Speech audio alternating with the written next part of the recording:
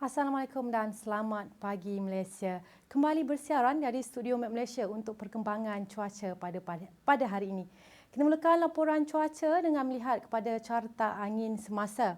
Rantau negara masih lagi menerima angin dari arah baratan dengan kelajuan yang sederhana kurang daripada 40 km sejam.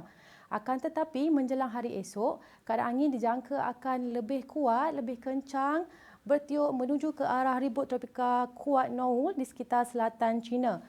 Oleh itu, Met Malaysia telah mengeluarkan amaran angin kencang dan juga laut bergelora kategori pertama untuk kawasan yang telah ditandakan dengan warna kuning berikut berkuat kuasa daripada hari esok sehingga ke 30 Julai nanti. Amaran ini adalah berbahaya kepada semua bentuk aktiviti perikanan, perkapalan, sukan serta rekreasi laut.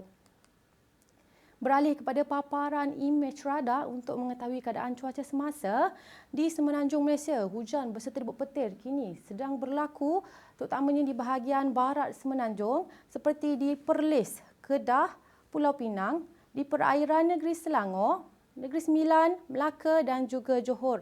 Keadaan cuaca lembap ini dijangka boleh berterusan sehingga ke tengah hari nanti. Cuaca semasa di Sabah dan juga di Sarawak pula adalah keadaan sebaliknya, hujan tiada ya. Keadaan cuaca adalah baik dan juga cerah yang dijangka boleh berterusan sehingga ke tengah hari nanti.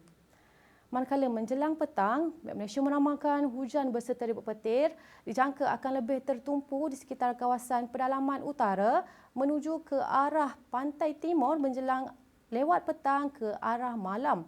Manakala bahagian utara Sarawak dijangka akan mengalami hujan serta di bahagian barat dan juga pedalaman Sabah dijangka akan mengalami hujan daripada awal petang sehingga ke lewat petang nanti. Baiklah, ini perkembangan cuaca terkini daripada kami. Jangan lupa ikuti kami di laman sosial seperti Facebook, Instagram, X dan juga YouTube untuk informasi cuaca, gempa bumi dan juga tsunami terkini serta sahih. Baiklah, sebelum kita berpisah, mari kita lihat ramalan cuaca bagi bandar-bandar utama dan indeks pencemar udara IPU di seluruh negara. Sekian, saya Anis Asma. Assalamualaikum dan salam Malaysia Madani.